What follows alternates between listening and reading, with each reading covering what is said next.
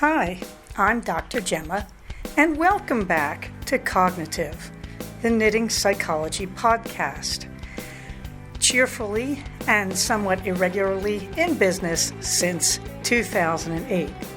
Segments today may include what's on my hooks, needles, and spindles, a strategy, something I really like, put a lid on it, oh shoot, and blather.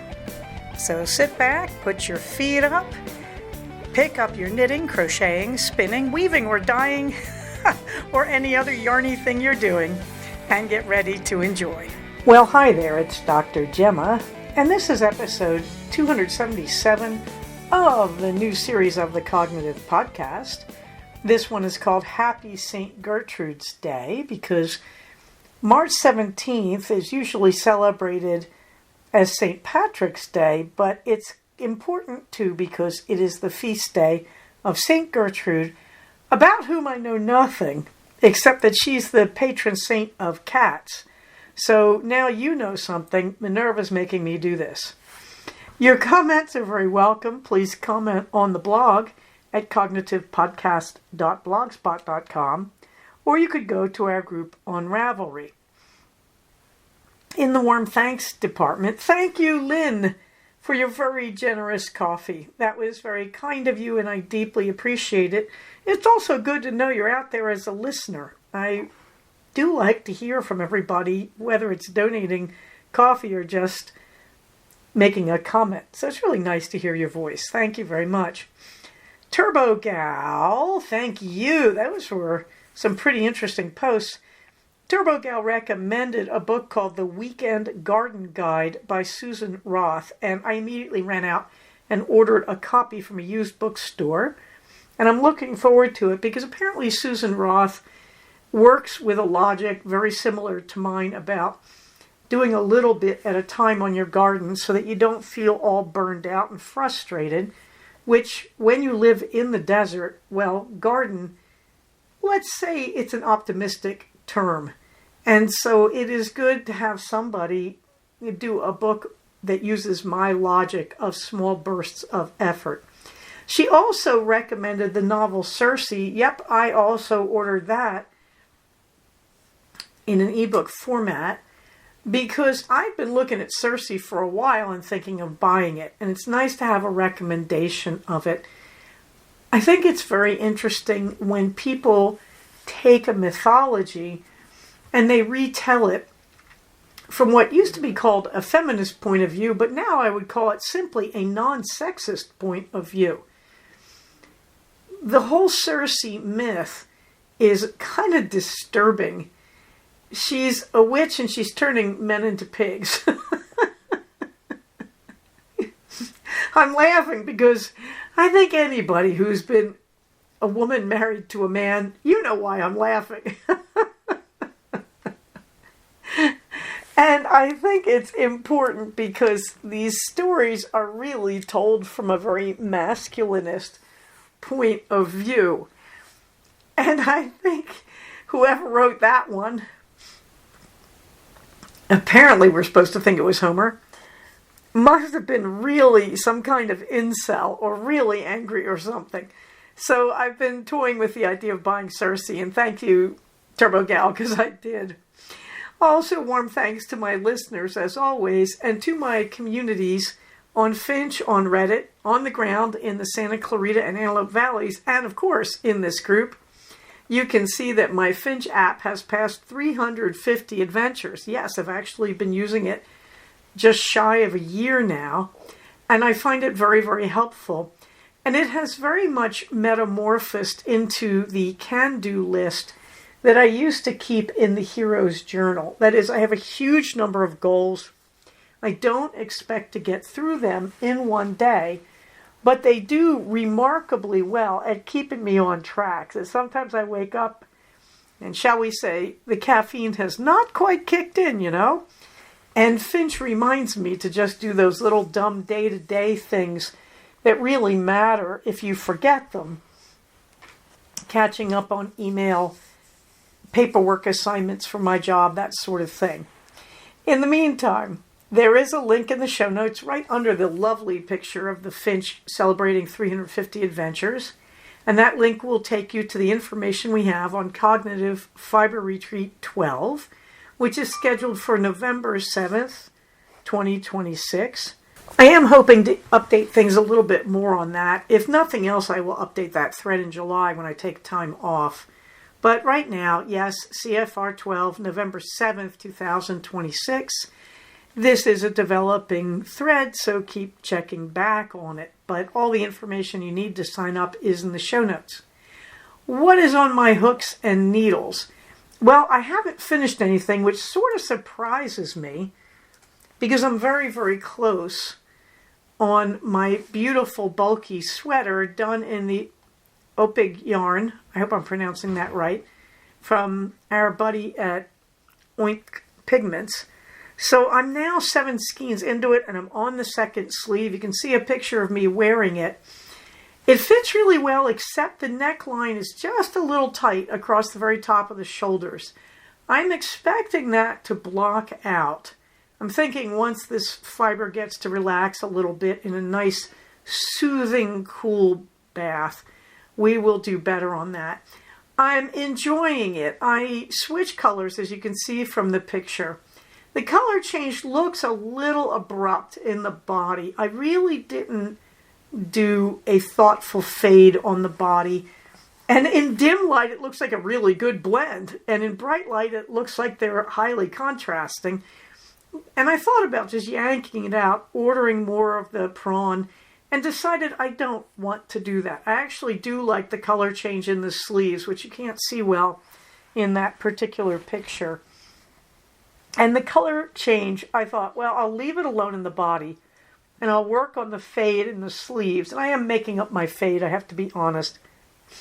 It's been fun. I've been experimenting with the way I'm doing the fade.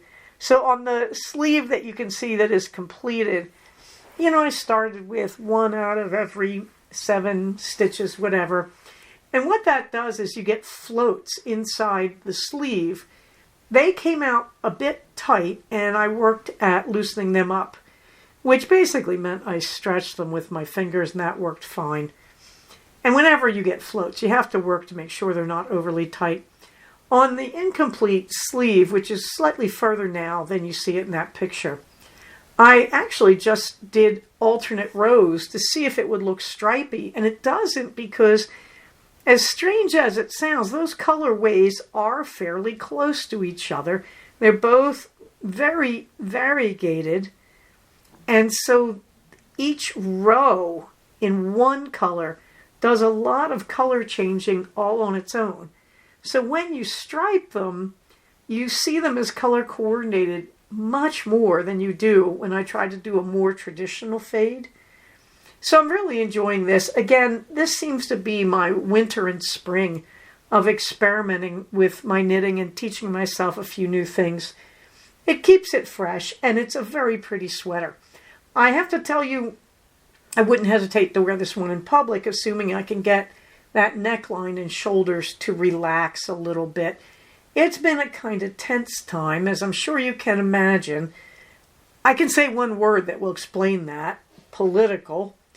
And so I am knitting a bit more tightly than I typically do. I have another set of bulky yarns waiting to go on the needles to make this sweater yet again. And I am seriously thinking of going up a needle size from a US 11 to US 13 and loosening it up just a little bit. And I think that would give me a very nice fit in the neck and shoulders, as long as the neckline doesn't sink too low, which is a problem I tend to have with sweater patterns, that my necklines always come out lower than I think they're intended to be. No idea what that's about. But I'm thinking that this one's going to fit very nicely. It's going to be quite fitted. I'm thinking the next bulky I may not want as fitted. What's interesting about this, my weight has not changed significantly. In fact, I believe I was quite a bit heavier when I knitted this sweater the same way with Knit Picks Wool of the Andes Bulky, using all the same directions, and it came out a perfect fit. So I'm thinking, well, my tension may have been moving around a bit. Now, meanwhile, why don't I have any finished projects? Well, you may remember last week I finished the first set of socks from the Dizzy Blonde and the Laser Sheep yarn that I was using together in one pattern. And I have moved on to the second pair, and I'm doing them as blueberry waffles. They're a little slower because I decided to do the leg in the blueberry waffle pattern. That's not quite popcorn knitting for me. I do have to pay some attention not to lose count of which row I'm on, and to make sure I'm doing on the 2 rows that are knit 2, purl 2, that I'm doing that correct. For those of you who have forgotten, this is a great pattern for basic socks. All you do is you alternate rows. You do 2 rows of stockinette followed by 2 rows of knit 2, purl 2. And it takes me, I do 2 inches of ribbing 1 by 1 at the top. I do top down, obviously. And then after those 2 inches, I do 5 inches in the blueberry waffle pattern. That's usually about 13 repeats of that 4-row pattern I just told you. They work out very well. They're very attractive socks. The blueberry waffles always come out quite handsome, but you do have to give them a little attention as you're knitting. So these guys aren't going to go quite as fast, I would think. Meanwhile, I decided to do something that I always regret not doing every year. That is, I always think I need some summery sweaters.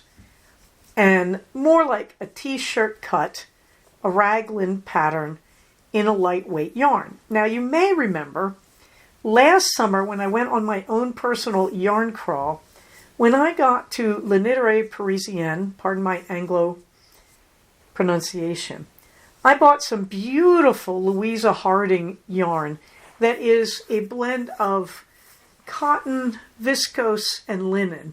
I think in about that order. It's like 55% cotton, if I remember correctly. And I bought it in these 2 beautiful colorways. One is a mix of pale sage and pale lavender. The other is a mix of pink and pale creams.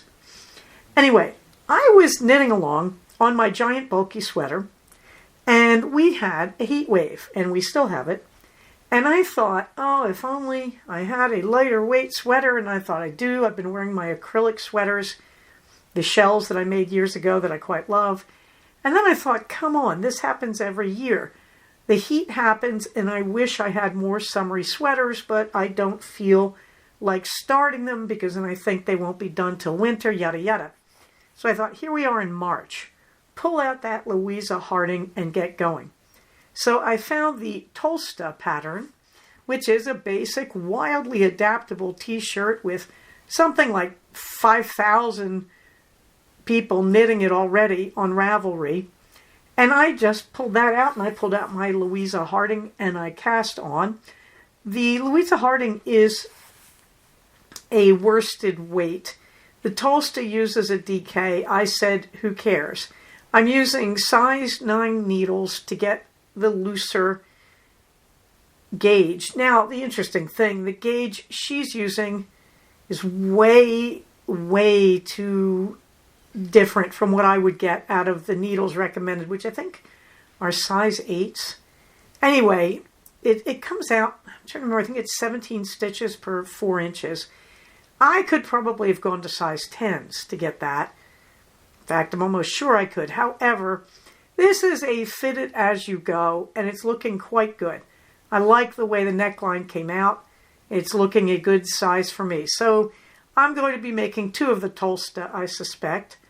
And I just threw everything to the side and started knitting it. I'm almost through the first of 3 skeins. I'm almost to the sleeve divide. I'm very close to it. I'm probably about 8 rows off the sleeve divide. I have to stop and actually count because I haven't been paying all that much attention, I admit, as I've been going through the rounds and making sure that I increased everywhere I should. There's 19 repeats where you do knit 1 round and then the next round you do 8 increased stitches. And I'm at about repeat number 15 as we speak. When I get to about repeat 17, I'm going to stop and actually count and do corrections to make sure I get the right stitch counts in each of the 4 sections of this raglan top-down pattern. This is a highly adaptable pattern. When you buy it, you get this enormous amount of files because she's giving you every possible adaptation that the designer can think of. I really, really like that about it. I really appreciate it. So this is ripping right along. So everybody else in my show notes says paused because I'm not working on anything else. That's not strictly speaking true. I paused the Coral Strange Brew. I paused the Blueberry Waffle Socks, allegedly. Actually, they're probably going to be my train knitting. I paused Vestuary 2026, which I'm terribly close to finishing. And I really do want to do the steeking, but I want to sit down and think about the steeking. So I don't want to rush it. And meanwhile, at night, I have been knitting very, very sporadically on the Prawn Agnes that I've spent so much time talking about in this episode. Primarily during the day, when I have any free time, I'm cranking along on that Tolsta because, yes, I really would like a pretty summery sweater to wear around. Yes, I have the acrylic shells that I crocheted several years ago. Yes, I love them and they're very nice workwear. But I want more of that instead of wearing as many t-shirts because I can't wear most of my t-shirts when I'm working. They have images on them that I really think it makes them too casual for workwear. Let's get down to a strategy, shall we? Well, in honor of the weather, the strategy is about spring cleaning. Now, I'm intrigued because you've heard me talk about how I do my cleaning in 15-minute bursts, and then I have a small reward like a glass of iced tea, or sometimes I just go to the restroom and call it a break, whatever. But I ran into an interesting discussion of attention deficit hyperactivity disorder, and it was talking about how people with ADHD crave constant rewards and constant goal completion. And let me expand that a little.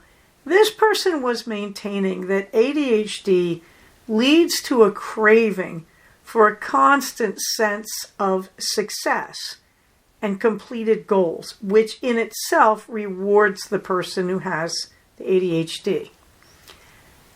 The writer was implying that you don't have to actually have real rewards.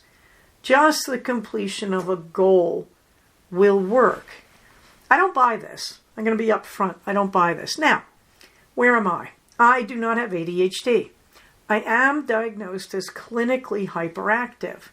When I was a kid, I thought I was very impulsive. However, I went to parochial school as a Catholic student, and the nuns came with sticks. They were armed, and in those days, they were allowed to use them. And it was a rather scary primary school experience, I have to be honest. Now, most of the time, I had pretty normal teachers and pretty normal humans who were also nuns. Not all my teachers were nuns. Most of the time, things were okay. But there were a few, shall we say, senile old bats who used to like to hit children. And it was a little bit scary when you got assigned to one of them. And I suspect this has a lot to do with me not having a full-blown ADHD diagnosis, which is a terrible thing to say, because what I just said was it was beaten out of me. First of all, bad idea. Bad idea. I mean, I think this is how you get criminal behavior, and the research is pretty much behind me on that. And I also think you can do a lot of damage to a kid. I think I'm saying the obvious here. Yeah, I think anybody listening to this podcast would be saying, why would you do this? I also have to say, my experience as a child psychologist exclusively for I forget how many years, 12 to 15 years, parents don't want to beat their children. It is not a normal thing. Humans do not like to harm other humans. We're actually hardwired not to do it. And when people start liking that, we call that antisocial personality disorder. And they do a lot of other things we don't like, borderline criminal to criminal. Yeah, humans do not like harming other humans. We're not supposed to do it. Having said that, please don't beat your kids. If they have ADHD, please don't point at me and say, look, Dr. Gemma got better. No, I think I had plenty of anger until I began to work through it, probably in my late 30s. And fortunately, I married the right guy, that we both had a lot of emotional burdens from our dysfunctional families, and we decided to grow up together in our marriage instead of continuing that. So having said that, I do think it's interesting that this person wants to say that people with ADHD need to complete a lot of goals. I think that it feels good for any normal human to reach a goal. I think if you're hyperactive or impulsive, yes, you may crave a shorter time to reach the goals. But I honestly think we have to be careful not to keep pathologizing things that don't deserve pathology. The fact of the matter is, housekeeping is boring. Anybody with an IQ over 15, footnote, average human IQ in the system I'm using is 100, end footnote. Anybody whose IQ is over 15 really probably doesn't enjoy manual labor. Now, there are exceptions. There are days where when I'm feeling hyper or, I don't know, just jumpy, I like to wash dishes by hand because the warm water is soothing. Probably the use of both hands is too, as it is in knitting. I do not think enjoying certain tasks should be taken as representative of some kind of logic that I should therefore enjoy every boring, mindless task. I like to think I don't enjoy boring, mindless tasks because I'm intelligent. I like to think anybody in the range of average or above in intellect is a lot like me. So I want to tell you, if you're hearing this kind of stuff about ADHD and goals and all that, no, Diddy, no. Please don't fall for this. Please don't start diagnosing your kids, blah, blah, blah, because they're getting bored, or diagnosing yourself. Dr. Google is not going to help you on this one. The reason is, when you go into any type of healthcare, you serve an apprenticeship under the eyes of a licensed person in your practice. And the reason is, you have to feel the flavor. You can't just read a book and assign a diagnosis. You have to be around people who are clearly diagnosable and get the feel of what it's like to be with them and the things they say and do.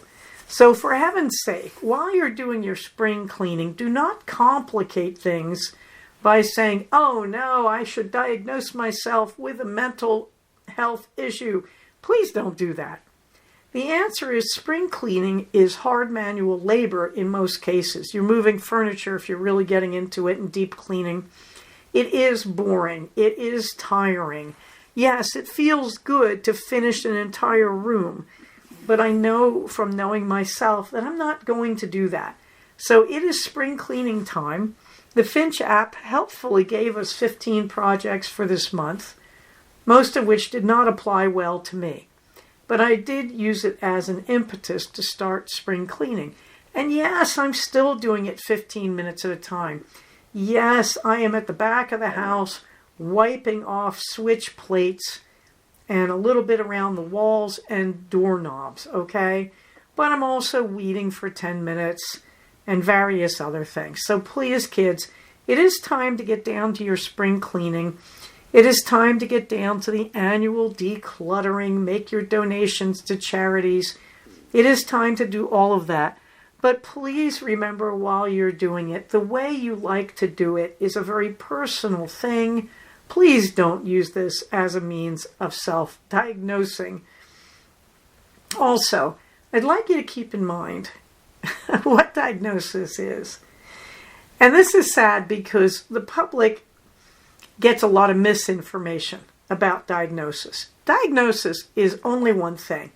It is a language between healthcare professionals.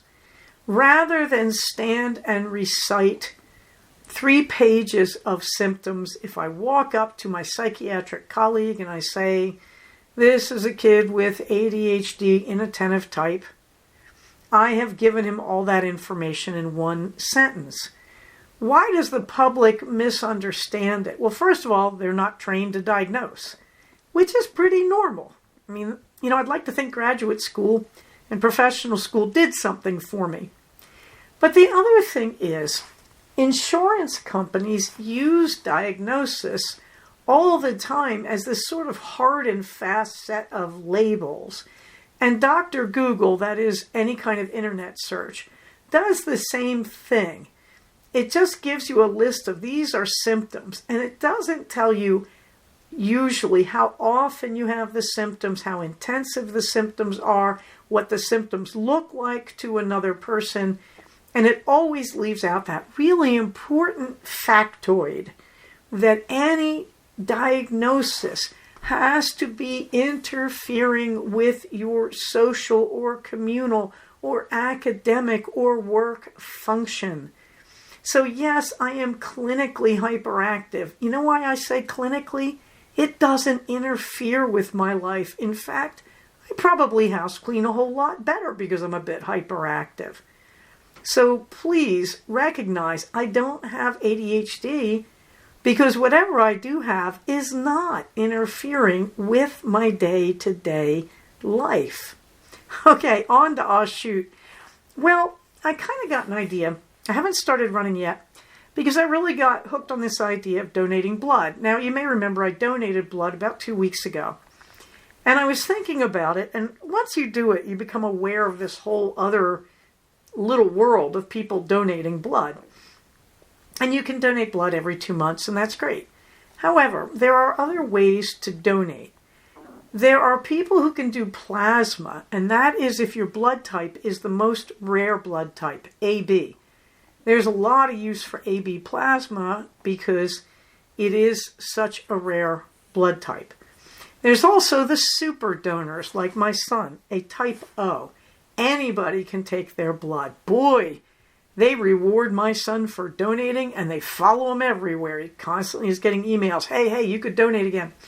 I happen to be a type A positive, so I can donate blood once every 8 weeks, but I also can donate blood platelets once a week. I had no idea this existed. Blood platelets, they're usually given to cancer patients, but also are used in some types of more severe surgery. Blood platelets, that's a weird experience, and I'll let you know because I'm about to find out tomorrow. I'm doing it on Saturday. As I record this, it is Friday, March 20th at 9:08 a.m. Anyway, blood platelets, they hook you up, and they take blood out of one arm, and then they run it through a machine that skims out the platelets. Then they give you the blood back. And they can get up to 3 treatments of platelets out of this if you can sit there for 2 hours. If you can't, they do let you up, but I guess they're a little grumpy about it. I am worried about sitting still for that long. However, it's an interesting experience, and I'm going to save it for next episode when I've done it to talk about it. But they do tell you to prepare for it by eating chewable calcium, which I have started. And also they tell you how to do leg exercises so you don't get cramping or anything nasty or dizziness.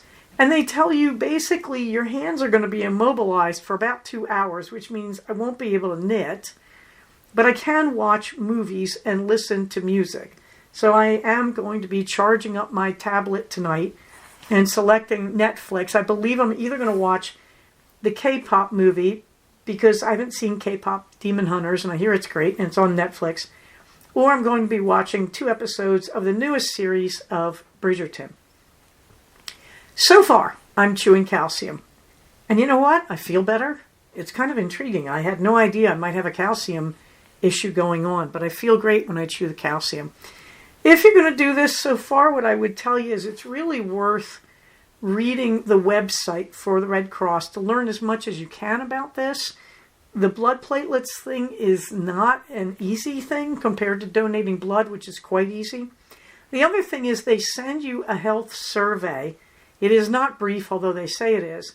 They give it to you online. They will email it to you, or it will show up in your blood donor application.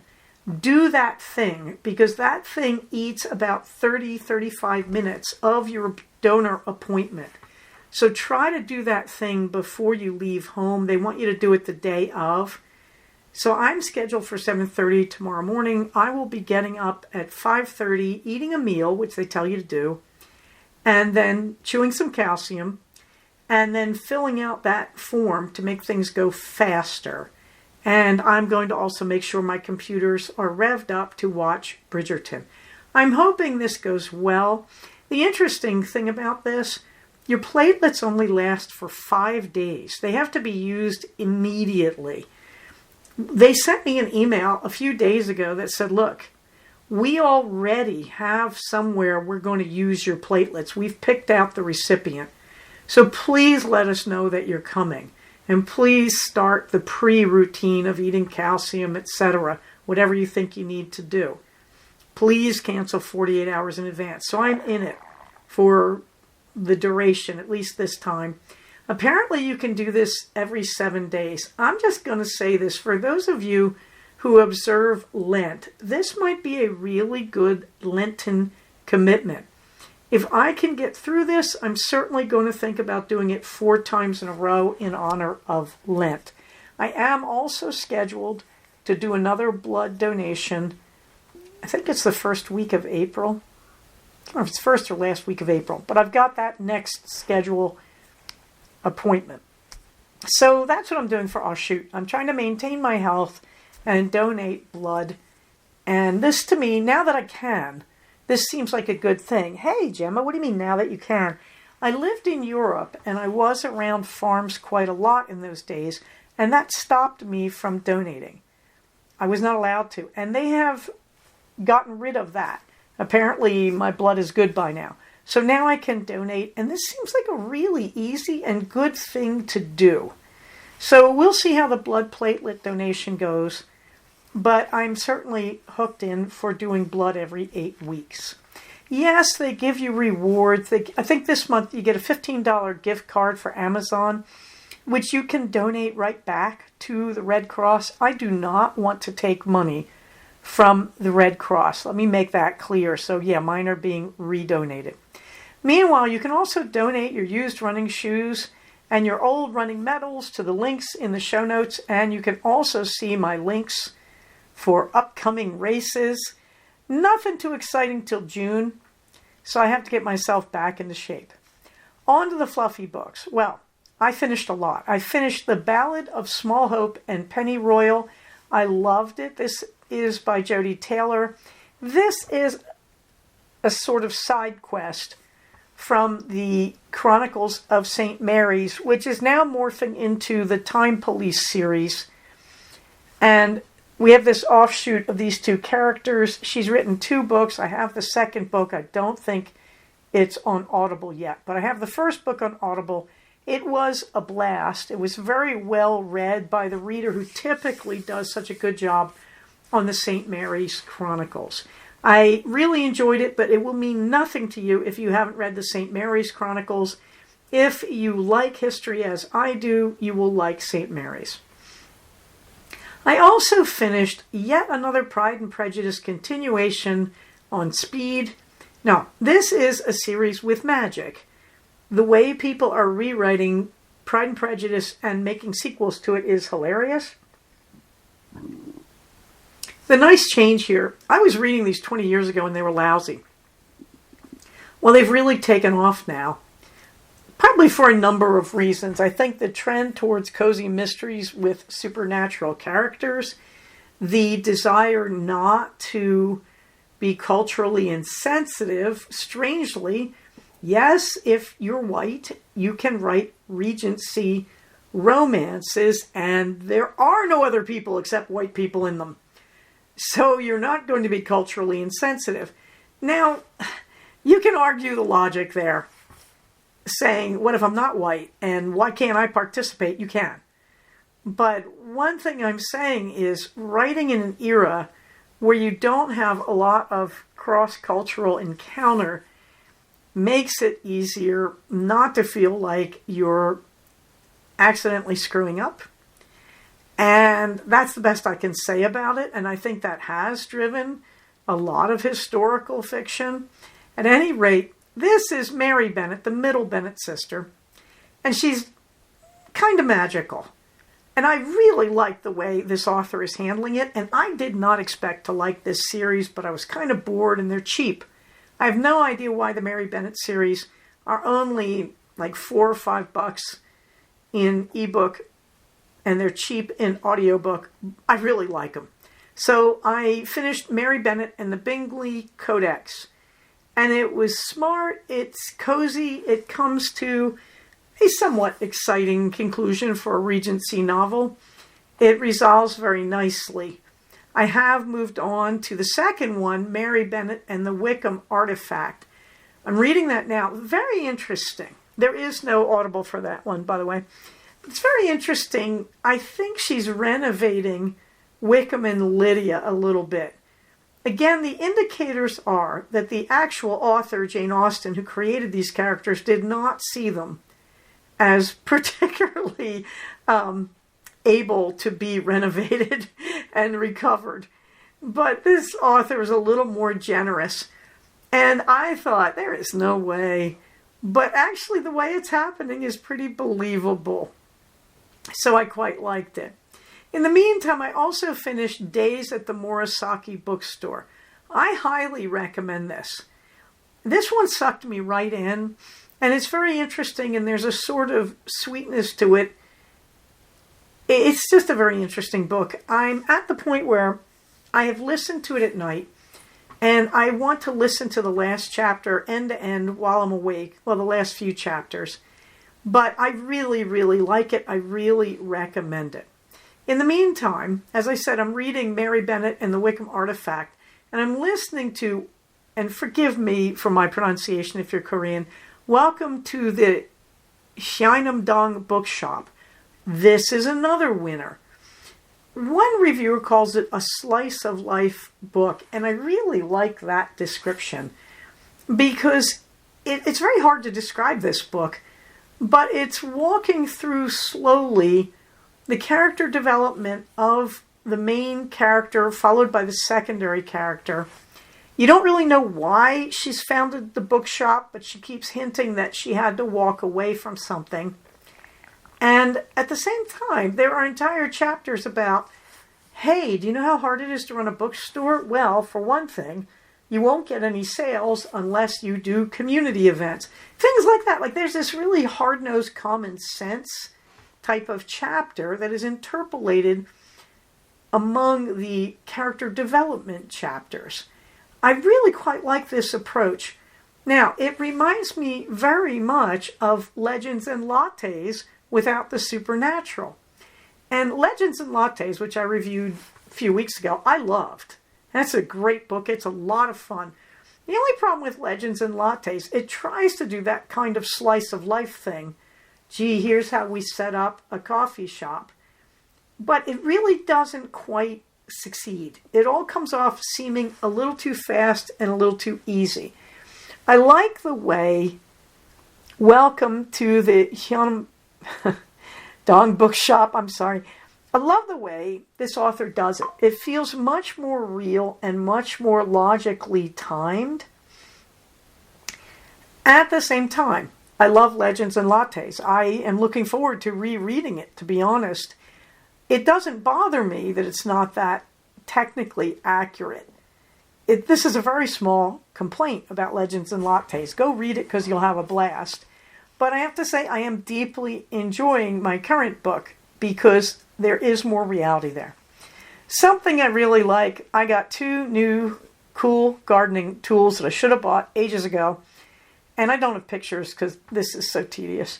One is simply a hole digger for a potted plant. It is simply a handle attached to the top half of a cylinder. The bottom half of the cylinder has teeth. And you dig this into the ground and it makes a hole basically that takes a seedling from a garden store pot, a little seedling. Of course, our ground is a little too hard right now to use this effectively, but I used it to plant 2 new peppermint plants. And I also got a tool. It's just a straight stick with a V-shaped sharp blade at the bottom, and it's for weeds, and it's amazing. You ram it into the soil when you have a deep-seated weed, and then you shove it sideways, and it kills that puppy underground. You cannot believe the weeds I have been getting out with this. So something I really like, garden tool technology works. It is great to be a tool-using animal. I also like my bundle of ice resistance patterns. You can find those on Ravelry. The link is in the show notes. Please also consider donating to support those affected by ice. There are links in the show notes for that. There's also a link to a cluster of links from Crafters Helping Minnesota. Please keep in mind, our news right now is so jammed with disaster. Among other things, the war in Iran. I'm not going there. Okay? I'm not going there. The economy wildly out of control, prices going through the ceiling, ice, disasters in healthcare policy that are going on, and of course the Epstein files. Okay? So it is easy in the middle of all this to forget that ICE is still out there doing its crazy. So please consider the reality there and keep working towards your support of these causes. In the meantime, Project Back episodes on protons, episodes 201 to 250 of this current series are loaded, and you can download them and unstuff them. They're compressed. In the green fingers department, well, as I said, I planted 2 more peppermints. It's miserably hot. I'm watering them every day.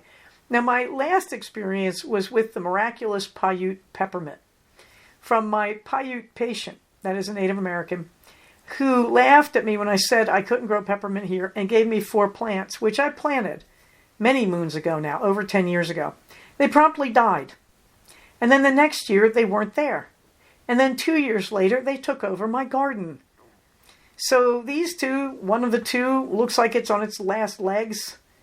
And I'm thinking, will they do what the Paiute peppermint did? No way to know. Now, my patient laughed at me and said, you're not going to succeed with greenhouse seedlings up here in the desert.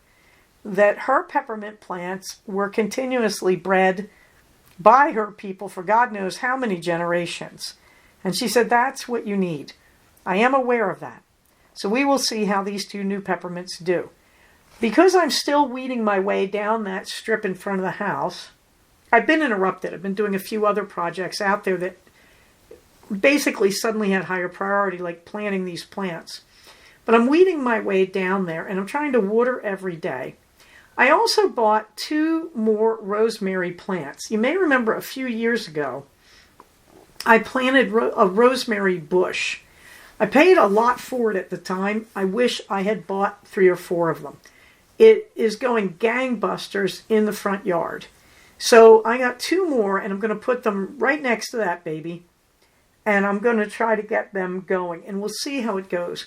I'm being much more conservative so far about planting this year because I'm still weeding that patch, and I'm trying to see what survived. And also, we're a little early in the planting season. But this is as good a time as any with the weather this warm to get in some herbs. Put a lid on it. Nothing new in the tea tastings, but I did post the pumpkin quick bread recipe. Now, you're going to notice this looks a lot like the quick bread recipe I posted last time. That's because it is. Basically, to this one, you're adding pumpkin pie spice mix. 1.5 tablespoons, quite a lot to flavor this. And you're adding confectioner's swerve, that is 2/3 of a cup of powdered erythritol. And I used an entire can of pumpkin puree and then a tablespoon of pure vanilla extract.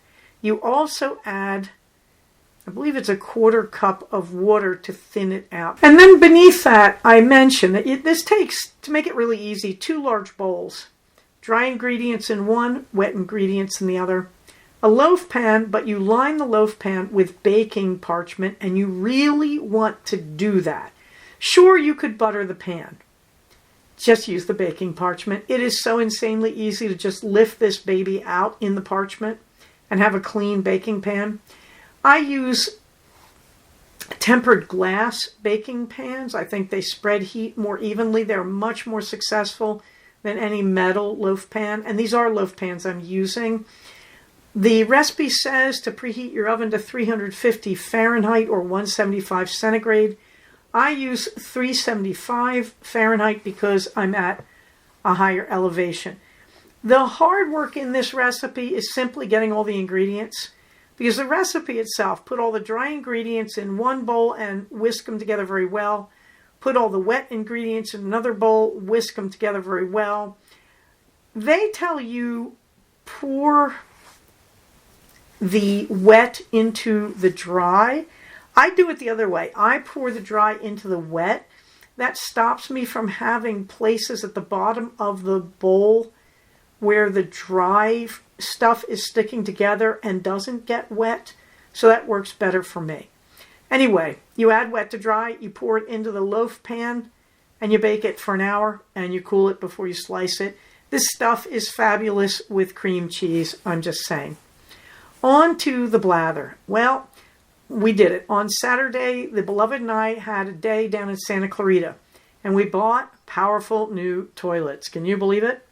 And we bought plywood, a lot of it. I did not know plywood was this expensive, but we did buy it because it is weed whacking time. And when we do not protect the windows of the house every year, one window gets broken. So we finally got smart and said, buy plywood for this. And then, treat of all treats, we bought a new mattress. So it was an exciting day. Then we went out for sushi. We ran a few errands that my husband wanted to do. And then we went home. So the mattress and the toilets are arriving today. Hopefully tonight I sleep on a firm mattress for the first time in a 1/4 century. I am looking forward to this insanely. As you can see in the picture in the show notes, the toilets have been delivered. We're waiting for the plumber today. Queenie has already adopted them. She is lying next to them, enjoying them. How does a collie dog enjoy toilets? Your guess is as good as mine, but apparently she has warm feelings for them. On Sunday, I did a quick trip down to Glendale where I scoped out e-bikes. Yes, we have to be real. Gas prices have gone through the roof here because of the Iranian conflict. Please understand the self-control I am now exhibiting in just saying that and stopping there. However, it is realistic that we are on a farm. It is realistic that gas is very expensive for us, and now heating oil will be too, our propane. So we are looking at alternatives to driving. Turns out, if the traffic is severely affected as it was during the pandemic, during the quarantine, e-biking is probably a great idea. I'm also curious, in the quarantine, we had a chance here in America to fix several endemic problems, and we didn't. And traffic and driving falls into this category of things we could have improved and fixed. So it might be worthwhile at this point to look at the idea that e-bikes are a better idea than cars, even out here in the sticks.